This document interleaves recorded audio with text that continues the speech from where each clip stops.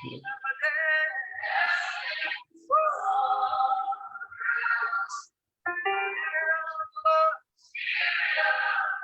more time, Liberty, real loud. A miracle.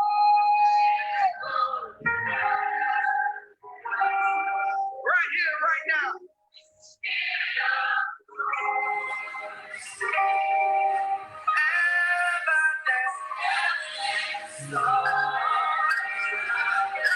For the Spirit of the Lord. One more time. Come on, lift your hands and sing it. A miracle.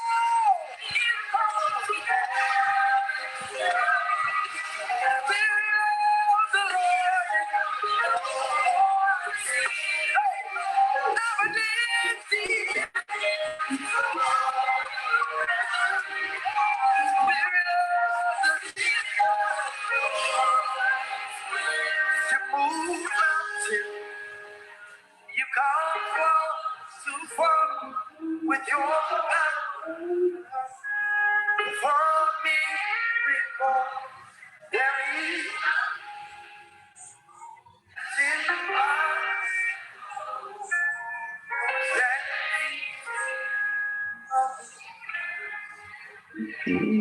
I don't see myself. Oui. Merci, chers amis. Soyez encore une fois de plus les bienvenus à notre programme hebdomadaire, Léandre et André. Et si vous êtes déjà connectés, s'il vous plaît, partagez la vidéo, invitez les amis. Touch 3 people and tell them it's about to go down.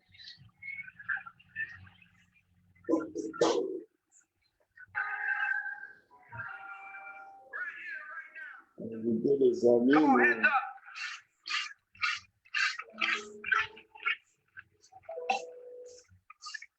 We're going to wait on God and watch Him renew our strength. Come on, let's do it. What my eyes can't see, Partagez la vidéo. Aimez la vidéo.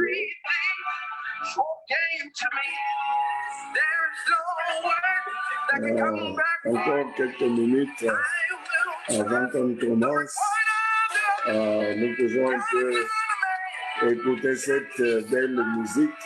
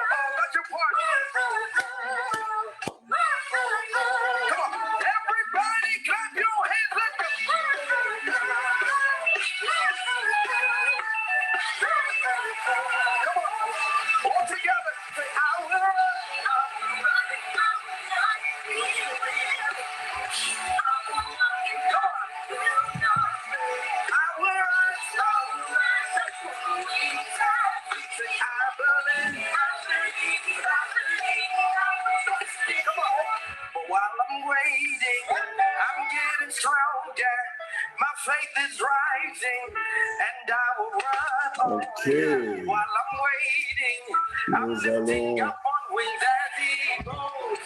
commencer.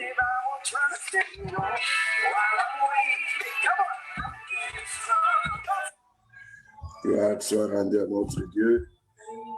Béni soit le nom du Seigneur. Merci Jésus, merci bien-aimés, frères et sœurs qui nous suivez à partir de là où vous êtes. Que le Seigneur de grâce, de toute gloire, qui nous a appelés à sa gloire éternelle, puisse vous fortifier, puisse vous affermir, puisse vous rendre inébranlable. Bonsoir, pasteur. Bonsoir, pasteur. Comment ça va? Ça va bien. Le week-end a été bien? Oui, relativement. Bénissons le Seigneur. De même, pour nous, nous avons passé une week-end un peu laborieuse. C'est sens qu'on était un peu touchés par des malaises, mais Dieu est bon, lui qui nous a guéris de toutes maladies par ses maîtrissures. Et là, nous sommes devant vous pour pouvoir vous présenter l'émission de ce soir. Aujourd'hui, nous allons aborder encore le thème des œuvres, mais j'ai voulu intituler ça « La différence entre les œuvres de la loi et les œuvres de la grâce ». Avant qu'on entre dans le vif du sujet, pasteur pouvait recommander nous-mêmes et notre audience au Seigneur. Seigneur, nous te bénissons pour ce temps que tu nous donnes de pouvoir nous rassembler autour de ta parole. Nous te demandons de nous guider, que ton Esprit Saint soit avec nous et que tu sois avec notre audience. Seigneur, nous ne voulons pas parler de nous-mêmes, nous voulons parler de ta part. Alors que notre discussion, que notre échange puisse te rendre gloire et honneur. Merci Seigneur pour cette journée d'aujourd'hui et cette séance. Et qu'en toute chose, que notre Seigneur et Sauveur soit élevé et glorifié. Pas pour nous, mais pour ton nom, pas à nous, mais à ton nom, donne gloire. Au nom de Jésus, nous avons prié. Amen. Amen. Oui, la fois passée, je me rappelle, le pasteur, vous avez donné un bel exemple ou une illustration. Vous avez pris un billet de $1 et vous avez montré que ces billets-là, il y a deux faces. Hein, les deux faces, ça constitue le billet de $1. Et chaque fois que quelqu'un a le billet, il montre la face où nous avons l'effigie de la photo de Washington, George Washington, le premier président des États-Unis. Et que maintenant, si on voit ça, on va dire, oh, c'est bien un billet $1. Maintenant, si on tourne le billet, on regarde de l'autre face, si c'est vierge, si il n'y a rien là-dessus, c'est un faux billet $1. De même, si vous avez un billet $1 ou une face, vous avez les sceaux des États-Unis, et puis vous dites, oh, ça c'est un billet $1. Mais vous tournez, il n'y a pas la photo de George Washington. Ça veut dire que c'est un faux $. C'est pourquoi la Bible dit que la foi sans les œuvres. C'est-à-dire que la foi et les œuvres doivent aller de commun accord. C'est-à-dire que là où il y a la foi, il faut qu'on voit les œuvres. Et en principe, là où il y a les œuvres, il faut qu'on voit la foi. Ou bien il faut d'abord que la foi soit là. Mais malheureusement, je pense, et on va le voir, parfois il y a des œuvres sans foi. N'est-ce pas? Oui. Parfois, il y a des œuvres sans foi, mais parfois, je me dis, il y a la foi sans les œuvres. Mais Jacques nous donne un enseignement bien clair. Il dit, s'il y a une foi qui n'a pas d'œuvre, c'est que ce n'est pas une foi authentique, c'est une fausse foi. Elle n'est même pas là. Pasteur, on va encore revenir sur le sujet parce que c'est un sujet très important et nous voudrions que le peuple de Dieu comprenne l'importance des œuvres. Mais quelles œuvres et pourquoi? Merci beaucoup, pasteur. Et je voulais tout d'abord rappeler nos auditeurs que nous sommes en train de parler de la grâce. Et la question qui se pose, c'est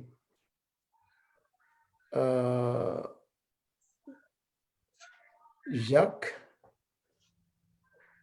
avait dit que, bon, dans son épître au chapitre 2, il avait dit que sans les œuvres, la foi sans les œuvres, elle est morte.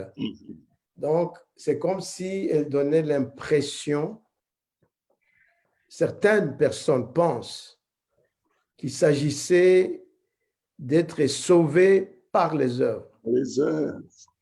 Et je voulais seulement récapituler ce que nous avions vu brièvement pour que nous puissions continuer avec l'émission d'aujourd'hui. Et cela paraissait contredire ce que Paul était en train d'enseigner à partir d'Éphésiens chapitre 2, 8 et 9, qui dit que nous sommes sauvés par la grâce, par le moyen de la foi, pas par les œuvres. Alors, comme j'avais dit aussi que le grand réformateur Martin Luther n'aimait pas l'épître de Jacques parce qu'à ce moment-là, il n'avait pas bien compris ce que Jacques voulait dire. Alors, nous voulons éclaircir ce sujet de foi, d'être sauvé par la foi, par la grâce ou la foi sans les œuvres. Et maintenant, est-ce que cela veut dire que les œuvres dans la vie d'un croyant qui est sauvé par la grâce ne sont pas nécessaires? Alors, il y a des gens qui pensent que maintenant, nous sommes sauvés par la grâce, par la foi, et c'est fini. Alors maintenant, nous voulons bien expliquer que Paul, il s'agissait, lorsque Paul parlait de la grâce et de la foi, il s'agissait du fait que nous n'avons rien à apporter à notre salut. Le salut est un don gratuit. Amen. Ça ne dépend pas de nos œuvres, de nos bonnes œuvres. Donc, nous ne pouvons pas travailler pour gagner le salut. C'est l'acte de Dieu. Ça ne dépend pas de nous. Alors, mais lorsque on est sauvé, et c'est là où les enseignements de Jacques viennent maintenant pour éclaircir la situation. Donc, lorsque quelqu'un est sauvé, mais s'il n'y a pas des œuvres, maintenant, en ce qui concerne l'utilisation de ce mot œuvre, Jacques utilise ce mot après le salut. Paul utilise les œuvres avant le salut. Donc, nous sommes sauvés pas par les œuvres. Mais maintenant, avec Jacques, lorsque nous sommes sauvés, dès lors que nous sommes sauvés, maintenant, la foi est intérieure. Personne ne voit la foi. C'est quelque chose que nous possédons. Mais notre foi se manifeste, la manifestation de notre foi, la manifestation du fait que nous sommes sauvés par la grâce, ce sont les œuvres. Alors, nous faisons ces œuvres, pas pour être sauvés, et nous voulons être très clairs sur ça, mais parce que nous sommes sauvés là, alors il y a une grande différence. Alors maintenant, lorsque quelqu'un se dit chrétien, sauvé, né de nouveau, mais s'il n'y a pas des œuvres, alors nous devons nous poser des questions. Parce que tu vois l'illustration de la monnaie, du billet là d'$1. Oui. Cela veut dire que lorsque quelqu'un est sauvé, maintenant, la grâce ou la foi et les œuvres sont interdépendants. Oui. Ce sont les deux côtés d'une même réalité. Alors maintenant, le problème, c'est quoi, pasteur? Bon, il y a des gens qui pensent que si je peux seulement faire des œuvres, alors ça me suffit. Bon, il y a des gens qui posent des bonnes œuvres, mais qui n'ont pas la foi comme nous l'entendons, la foi qui sauve. Parce qu'il y a des gens qui, ce sont des athées, mais ils posent des bonnes œuvres. C'est ça. Voilà. Alors, c'est comme si quelqu'un réclame qu'il a la foi, mais on ne voit pas des œuvres, cette foi-là est morte. Alors maintenant, si quelqu'un réclame que voilà, moi, j'ai de bonnes œuvres, Voilà ce que je fais, mais on ne voit pas la foi. Alors, ils ne craignent pas Dieu. Ils n'ont jamais accepté Jésus-Christ comme leur sauveur personnel.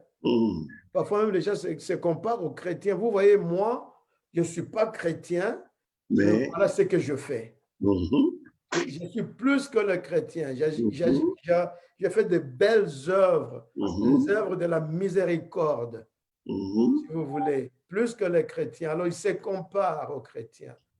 Alors, on ne peut pas avoir l'un sans l'autre. Avoir l'un sans l'autre, c'est une contradiction. On n'est pas sauvé. Alléluia.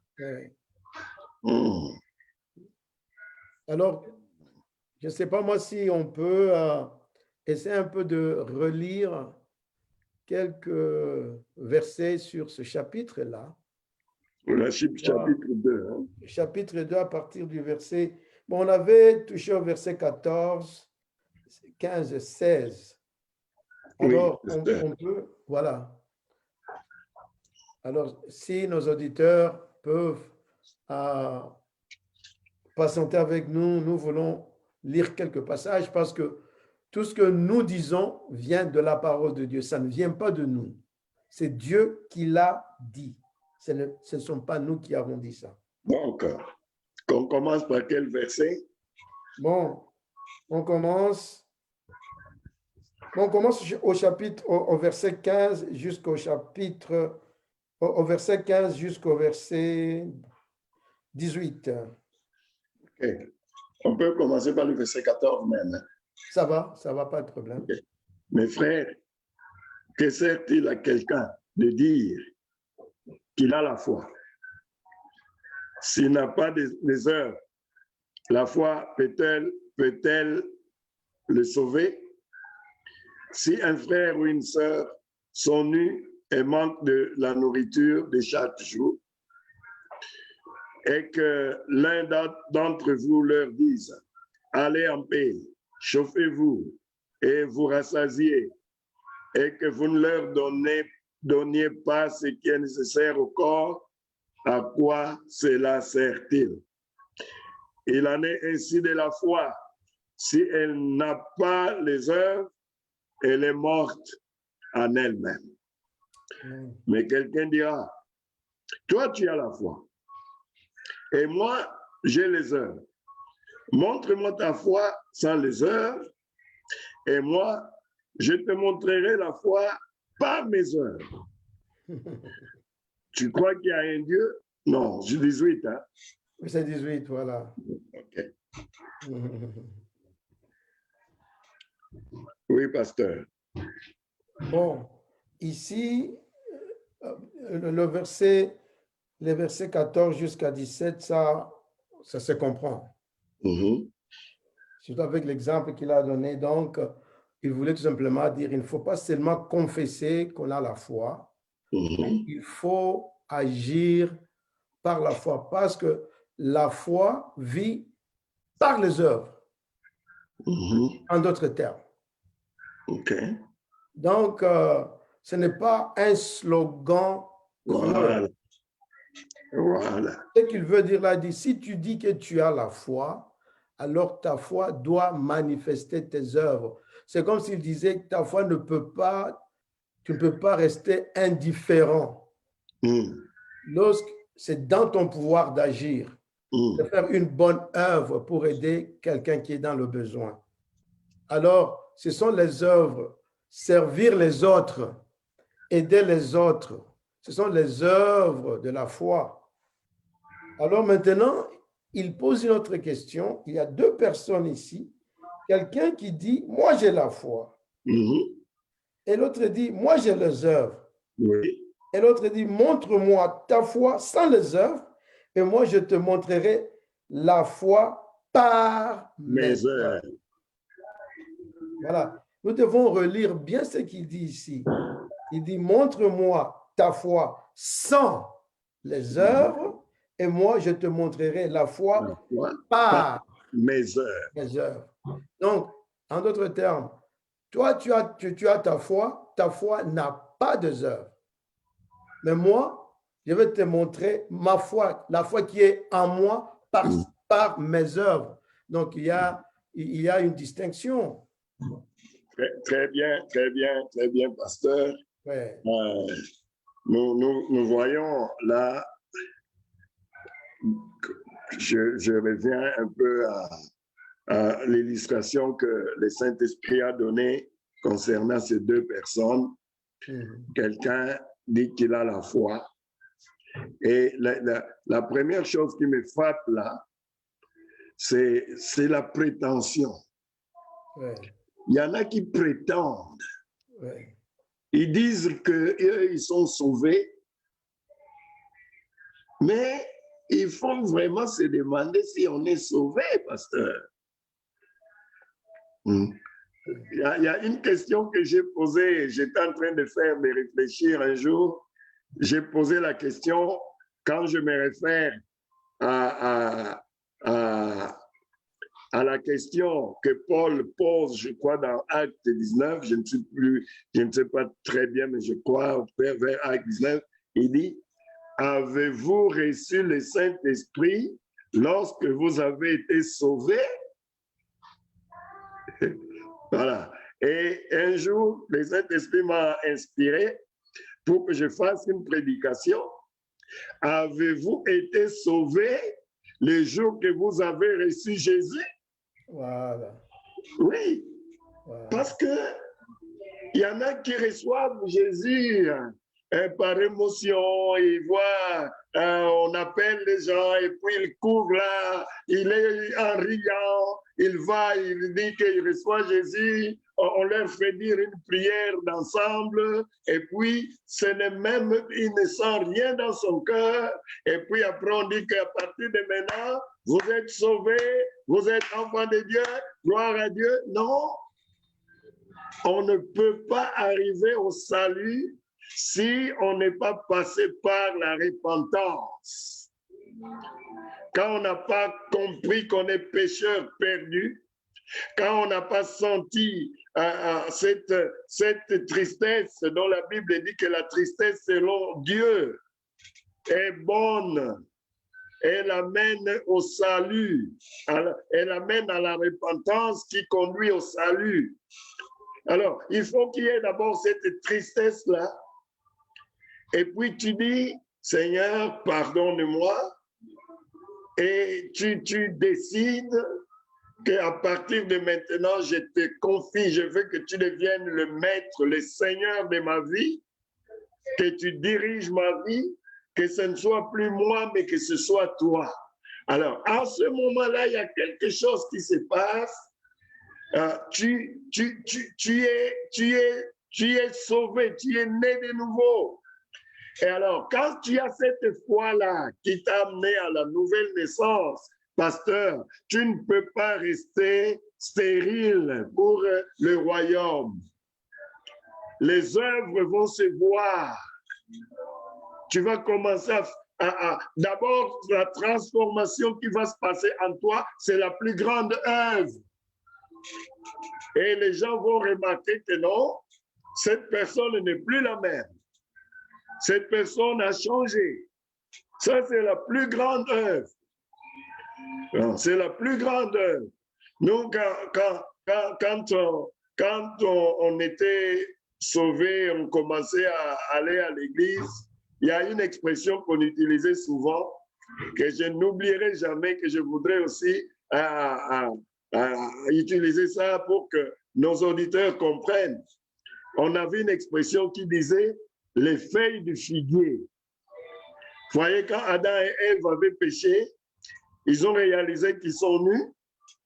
Ils se sont tissés une couverture pour cacher leur nudité avec les feuilles du figuier. Et ça représente les œuvres que nous faisons sans être sauvés. Et par contre, ces œuvres-là peuvent être trompeuses. Parce que, qu'est-ce que ça fait? Les œuvres-là couvrent la nudité. Et tu vas dire, je ne suis pas nu. Mais, quand le soleil va attaquer, quand le vent va souffler, Les feuilles vont sécher et elles vont tomber. Vous voyez? Et ça, c'est la réalité d'une personne qui a les œuvres, mais qui n'a pas une foi. Et on a beaucoup de personnes comme ça dans nos églises. On a beaucoup de personnes comme ça dans le monde. Les œuvres sans la foi. Et vous voyez une personne comme ça, il va faire, à un moment donné, il dit, ah, je suis fatigué, je ne peux plus. Je fais ça, mais je n'ai rien reçu en retour. Je ne paierai plus, j'en ai marre, je suis fatigué. Alors, ça, ce sont les œuvres mortes, les œuvres qui sont faites, non pas parce qu'on est devenu une nouvelle création, non pas parce qu'on a cru, mais juste parce qu'on a voulu. C'est comme de la philanthropie. Nous voyons des gens qui font des bonnes œuvres. Vous penserez que ces gens-là sont ils dépassent même nous les chrétiens. Il y en a qui donnent des milliards aux pauvres. Mais s'il n'y a pas la foi en Jésus, ces œuvres-là, la parole de Dieu appelle ça des œuvres mortes. Et c'est pourquoi nous disons que les œuvres de la loi sont différentes des œuvres de la grâce. Parce que tout ce que tu fais comme œuvre, sans avoir une foi, tout cela ne peuvent pas te sauver du tout. Je crois que nous devons être clairs là-dessus pour appuyer ce que Paul dit. Ça ne peut pas nous sauver. Et c'est seulement quand Dieu a vu Adam et Ève venus, il est venu, il les appelle, il se cache, finalement, il les voit, il se présente devant lui avec leurs feuilles de figuier autour des reins. Il dit non, il enlève ça, et il tue un animal, et il prend la peau de cet animal, qui est le sang dégouliné, le sang de Jésus-Christ. Hein? Le sang de Jésus-Christ qui nous lave de toute souillure. Et maintenant, il nous couvre. Voilà la justice de Dieu. À partir de ce moment-là, nous sommes vraiment revêtus. Nous ne sommes plus nus. Et à partir de ce moment-là, parce qu'il y a quelque chose qui s'est passé en nous, il y a une transformation qui s'est accomplie en nous, alors il y a déjà une transformation que les gens peuvent voir. On peut commencer à dire, oh, mais André là, on ne le reconnaît pas. Avant, il était violent. Maintenant, il est devenu paisible. Avant, il était mélancolique. Maintenant, il est devenu joyeux. Avant, il était mauvais. Maintenant, il est devenu gentil. Voilà le fruit de l'esprit. Oui, pour moi, le fruit de l'esprit, c'est une des grandes œuvres que nous devons pousser pour que, en tant que chrétiens, si vraiment nous sommes sauvés, oui, nous devons faire, comment je peux dire, un contrôle. Est-ce qu'il y a le fruit en moi? Parce que les œuvres extérieures, on peut commencer à faire sans être sauvé. Mais les fruits de l'esprit, si on n'a pas l'esprit de Dieu, et pour avoir l'esprit de Dieu, il faut être sauvé. Et si on a ça, on va voir le fruit de l'esprit. Et je pense, pasteur, si vous pouvez aussi faire la différence dans les œuvres, il y a donné ceci, il y a donné ça, il y a servir les pauvres, mais il y a aussi les œuvres, le fruit intérieur qui doit impacter notre vie.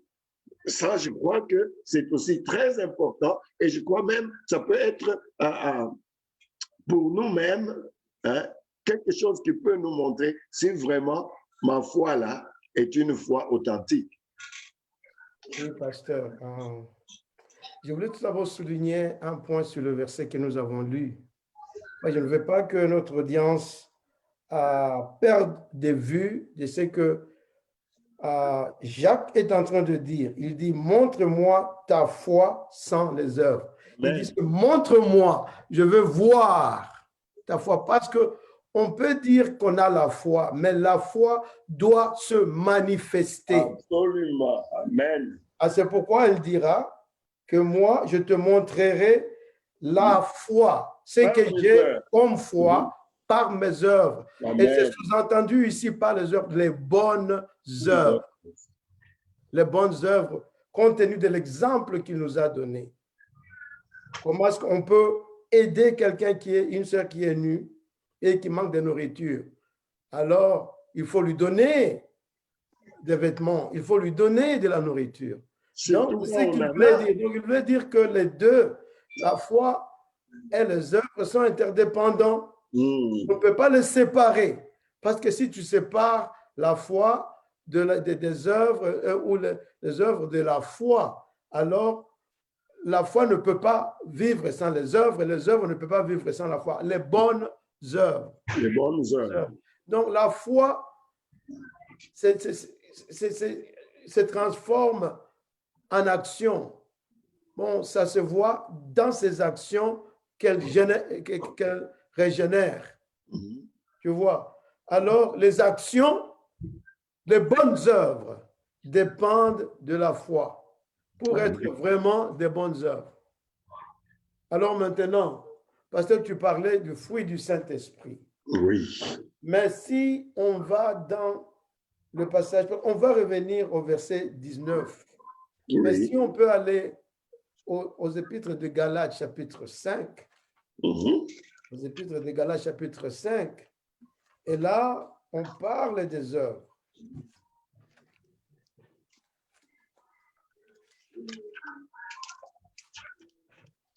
Galates, chapitre 5, à partir du verset, je crois, voilà, 19. 19. Au verset, voilà, 18, verset 18. OK. Si vous êtes conduit par l'Esprit, vous n'êtes point sous la loi. Voilà. Or, les œuvres de la chair sont manifestes. Ce sont l'impudicité, l'impurité, la dissolution, l'idolâtrie, la magie, les inimitiés, les querelles, les jalousies, les animosités, les disputes, les divisions, les sectes, l'envie, l'ivrognerie, les excès de table et les choses semblables. Je vous dis d'avance, comme je l'ai déjà dit, que ceux qui commettent de telles choses n'hériteront point le royaume de Dieu. Mais le fruit de l'esprit, c'est l'amour, la joie, la paix, la patience, la bonté, la bénignité, la fidélité, la douceur, la tempérance. La loi n'est pas contre ces choses. La loi n'est pas contre ces choses. Donc, lorsqu'on parle des œuvres, nous devons faire une différence entre les mauvaises œuvres et les bonnes œuvres. Amen. OK? Maintenant, parlons des mauvaises œuvres, c'est-à-dire les œuvres de la chair. Donc, qui montrent que, comme Paul avait dit aux Éphésiens chapitre 2, que nous étions morts au péché. Lorsque nous étions à Adam, nous marchions dans le péché, nous vivions dans le péché. Voilà, nous étions incapables de satisfaire Dieu. Parce que Dieu demande une satisfaction ou bien une obéissance à 100% à sa loi. Alors, malgré des petites bonnes choses que nous faisions, tu vois, lorsque quelqu'un n'est pas sauvé, il peut faire des bonnes œuvres aussi. Mais cela ne suffit pas. Cela ne suffit pas. Alors, les œuvres, bonnes ou mauvaises,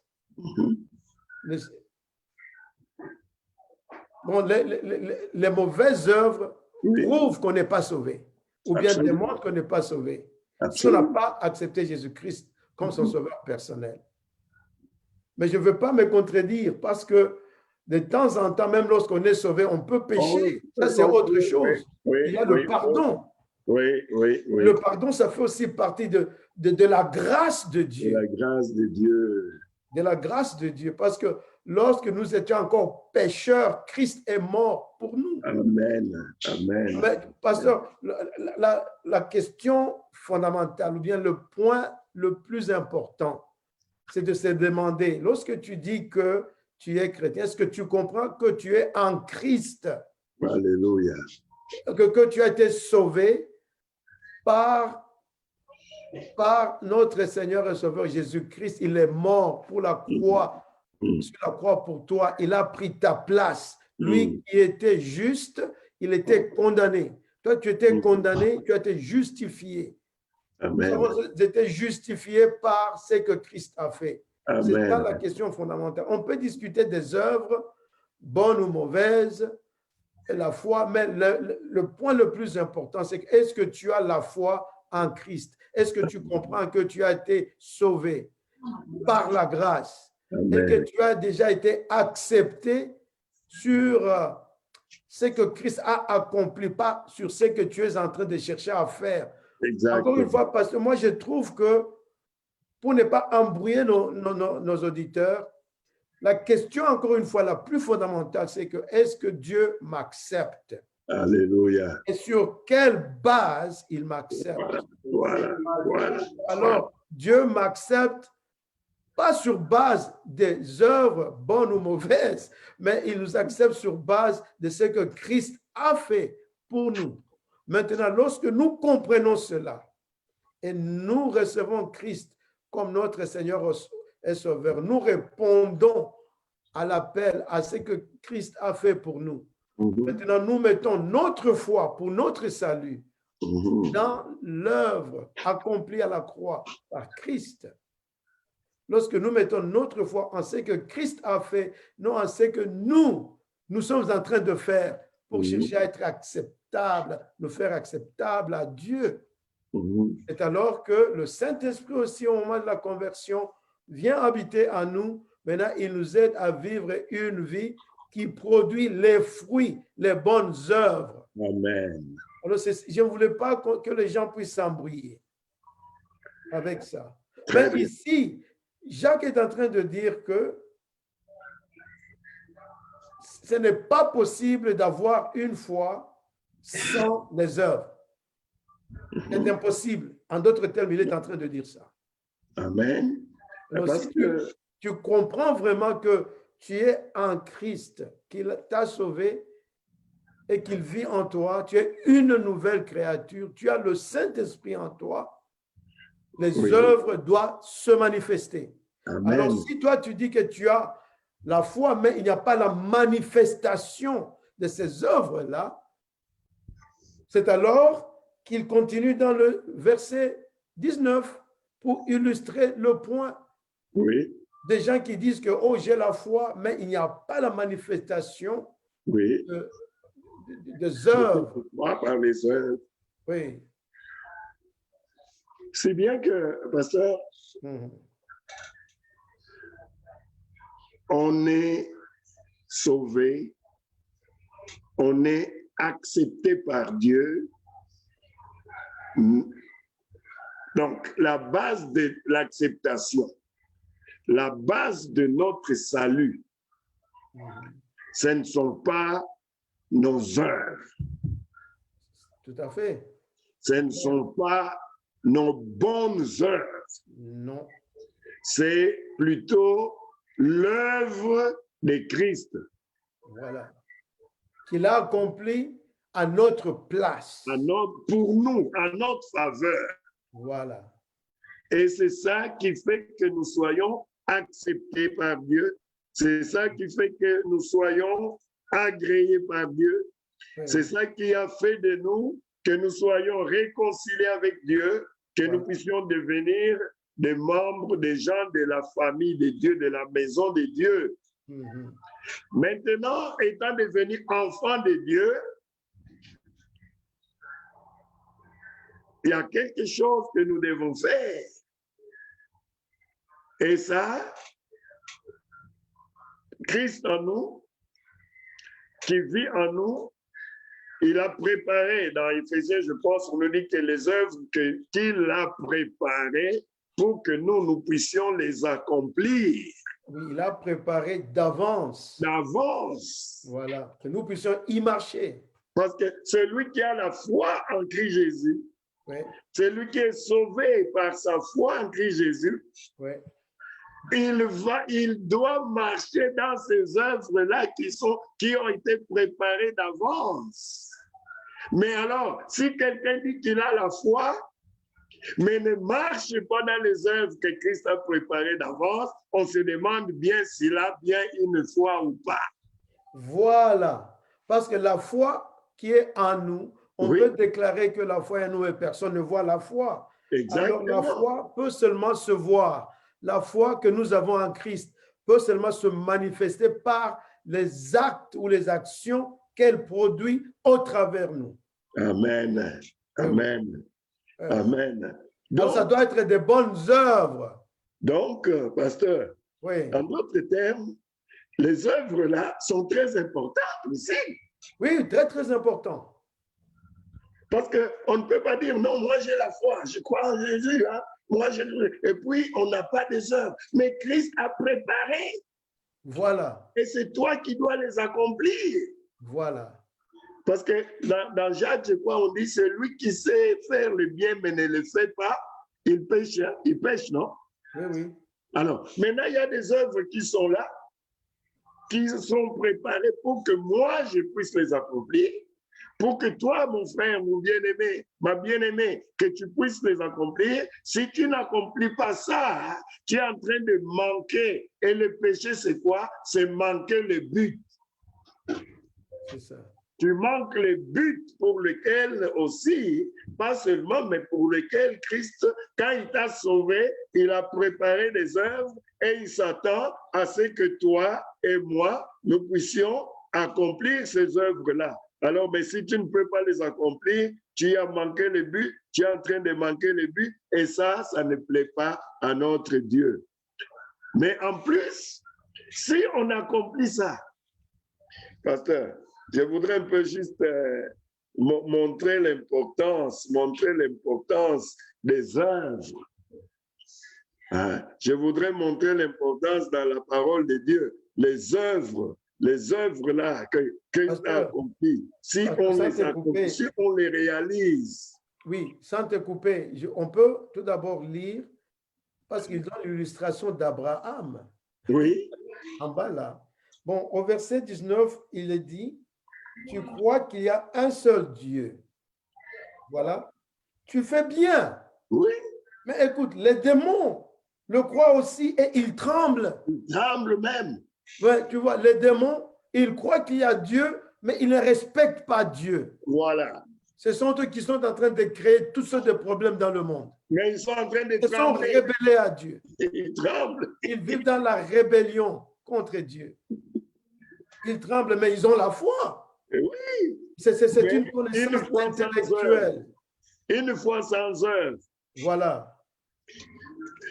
Wow. Alors, et puis il continue, pasteur, il dit ceci, veux-tu savoir, ô homme vain, que la foi sans les œuvres est inutile? Une question rhétorique, mais nous savons la question, nous savons la réponse. Et puis maintenant, il donne l'exemple d'Abraham. Abraham, notre père, verset 21, ne fut-il pas justifié par les œuvres par les œuvres. lorsqu'il offrit son fils Isaac Isaac. sur l'autel?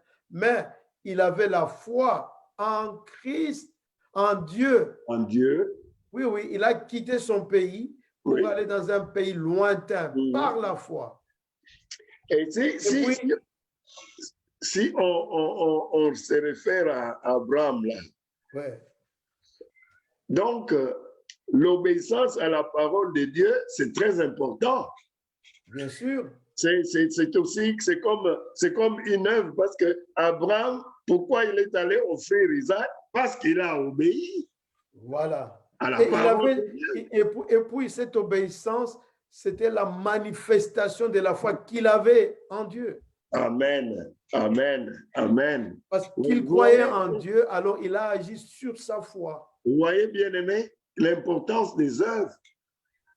L'importance de nous, ne vivons pas une vie chrétienne d'oisiveté. Voilà.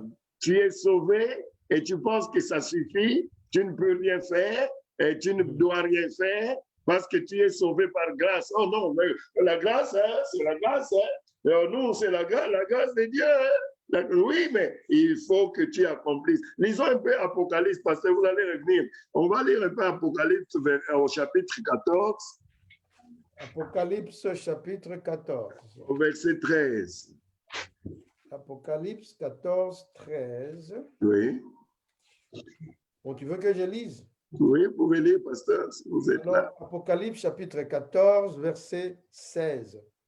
Et j'entendis du ciel une voix qui disait, écris, heureux dès à présent les morts qui meurent dans le Seigneur. Oui, dit l'Esprit, afin qu'ils se reposent de leurs travaux, car leurs œuvres les suivent. Amen. Oh là là, Amen. voilà. Et nos œuvres là que nous allons faire, ce que Christ a préparé, ça va nous donner une récompense. Voilà. Mais pas, ça ne nous donne pas le salut. Nous sommes déjà sauvés. Mais Voilà. quand nous allons être dans le ciel, nos œuvres seront à côté de nous. Voilà. Et ça, c'est la récompense que nous allons recevoir pour tout ce que nous aurons accompli. Voilà. Voyez l'importance des œuvres. Voyez l'importance des œuvres. Combien les œuvres, c'est ça qui va déterminer notre esthète dans le ciel. Qu'est-ce que nous valons? Qu'est-ce que nous valons? Ce sont ces œuvres-là. Oui. Donc, il ne faut pas qu'on néglige. Il ne faut pas qu'on pense que la grâce, on est sauvé par la grâce, ça suffit. Moi, je crois, ça suffit. Non, Christ a préparé des œuvres et quand tu accomplis ça, ces œuvres-là, et attends-toi, de l'autre côté, ces œuvres-là, ils vont te suivre et pour cela, tu seras récompensé. Je crois qu'on dit ça aussi dans 2 Corinthiens. J'attends un peu, je vais voir. 2 Corinthiens.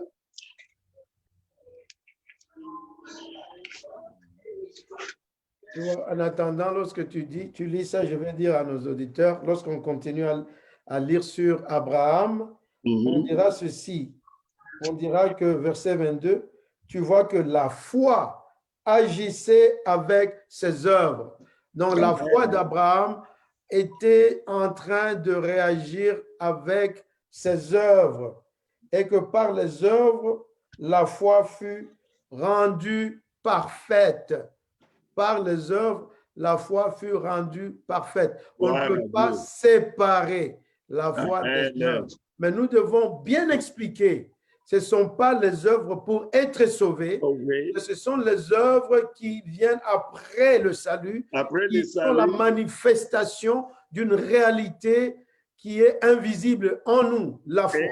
Et ces œuvres, d'après ce que vous venez de lire, ça parfait notre foi.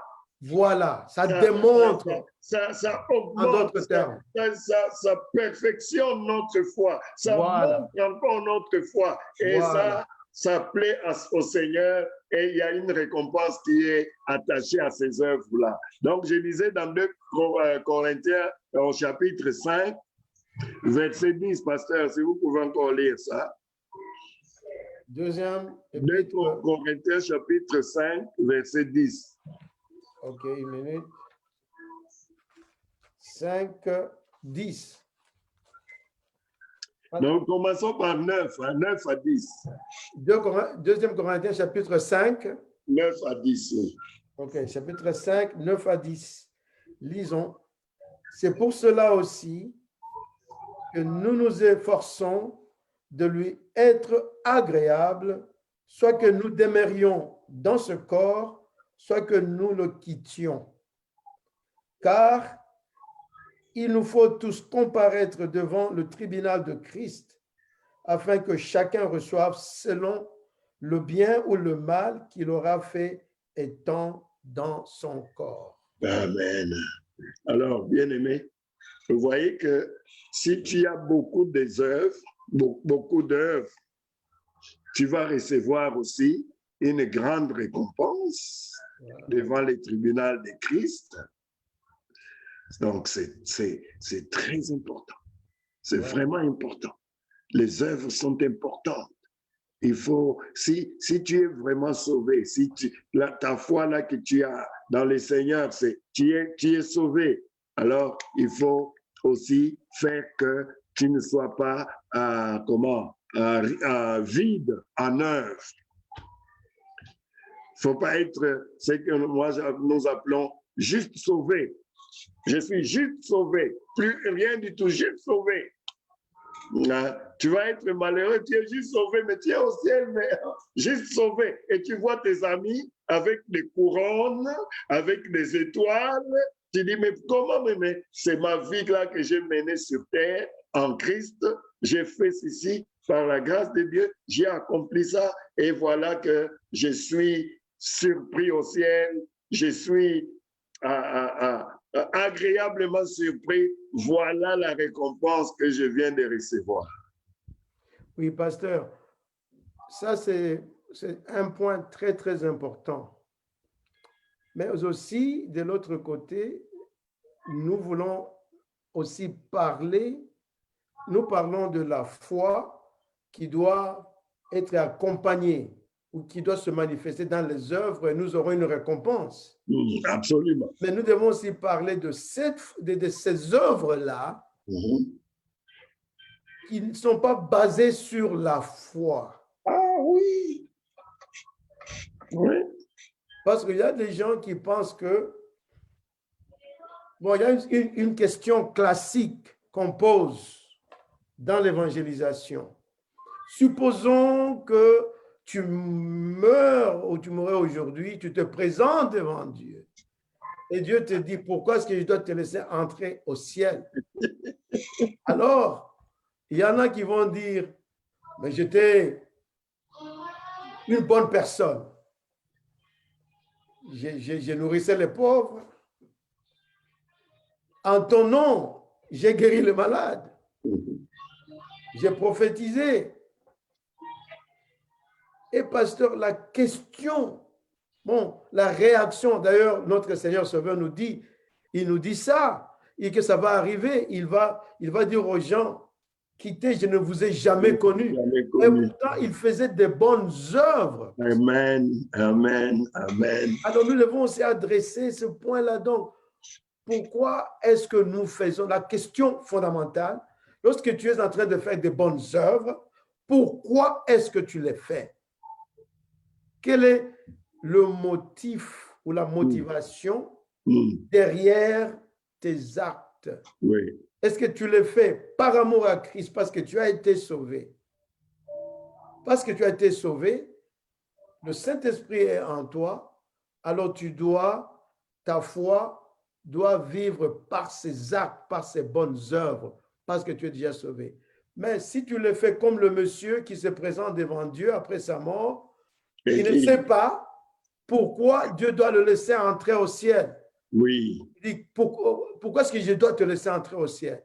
Pasteur, Oui. j'ai Oui. posé cette question plusieurs fois lorsque j'évangélise les gens. Mm. Je pose seulement une question. C'est une question qui vient du système d'évangélisation par explosion, je ne sais pas moi, Mm. une méthode que quelqu'un avait été inspiré à Oui. faire. Alors, tu poses cette question aux gens.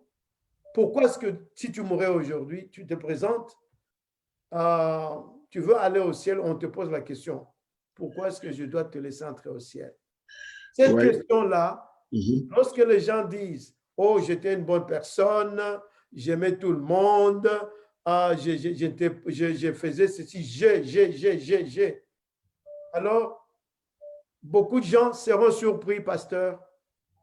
Beaucoup de gens n'iront pas au ciel à cause de leurs bonnes œuvres. Mm, mm, mm. Mais on va au ciel à cause de la foi qu'on a en Christ. Amen.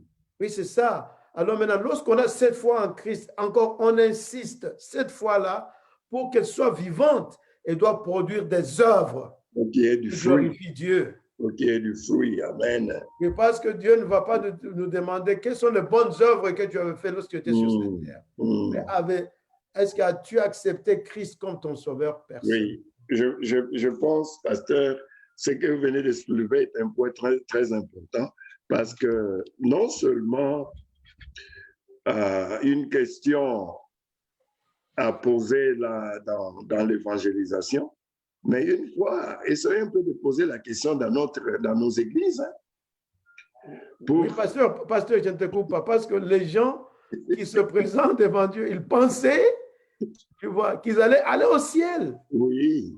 Mais malheureusement, pour eux, ils Essayons retrouvent de en poser retard la question. qu'ils avaient perdu du temps. Essayons de poser la question dans nos églises pour savoir qu'est-ce que chacun croit. Voilà. Pourquoi il pense qu'il est sauvé? Ou bien pourquoi il pense que non? Non, parce qu'il y en a qui disent, non, je ne sais pas encore, j'ai fait, si Dieu va voir le bien et que j'ai fait par rapport au mal, si le bien va, alors je serai sauvé. Vous voyez? Voilà. Et il y en a qui disent, non, moi je suis bon, j'ai toujours été bon avec les gens, j'ai fait beaucoup de bonnes choses. Et ils oublient que Corneille, dans Acte 10, il était bon. Voilà. Il a fait de bonnes œuvres, il a même bâti, je crois, des synagogues pour les Juifs. Mais ça ne l'avait pas sauvé. Il fallait qu'il écoute l'évangile et qu'il mette sa foi dans ce que Christ a accompli pour qu'il ait le salut. Alors, c'est pourquoi nous devons, dans nos églises, être sûrs que chacun de nos frères, chacune de nos sœurs, sait sur quelle base ils sont acceptés par Dieu. Voilà. Parce qu'on peut avoir des milliers de personnes à l'église et ils pensent que non, c'est parce qu'ils sont membres de l'église qu'ils iront au ciel. Non. Il y en a qui vont penser, parce que je donne ma dîme, parce que je donne les offrandes, c'est pourquoi j'irai au ciel. On pense que moi, je suis une bonne diaconesse, je suis un bon partenaire. Parce que maintenant, il y a beaucoup de partenaires. Dans les églises, il y a des partenaires. Ils sont partenaires. On pense que je suis partenaire. Non, non et non. Les œuvres ne nous font pas mériter ou le ciel. Seulement la croix de Jésus. Amen. La croix de Jésus. Amen. C'est la seule. Avant qu'on termine, pasteur, on a seulement 2 minutes. Oui. Encore une fois, pour résumer, je ne sais pas moi, pour laisser quand même quelque chose à nos auditeurs, quelque chose pour qu'ils puissent penser. Bon, moi, je crois que chacun doit se poser la question. Nous ne sommes pas contre les bonnes œuvres. Nous sommes pour les bonnes œuvres, mais la question qu'on doit se poser, pourquoi est-ce que je fais ces bonnes œuvres? Est-ce que c'est pour paraître bon aux gens, devant les hommes, pour dire que moi, alors lorsqu'on fait ça, on dépend de soi-même.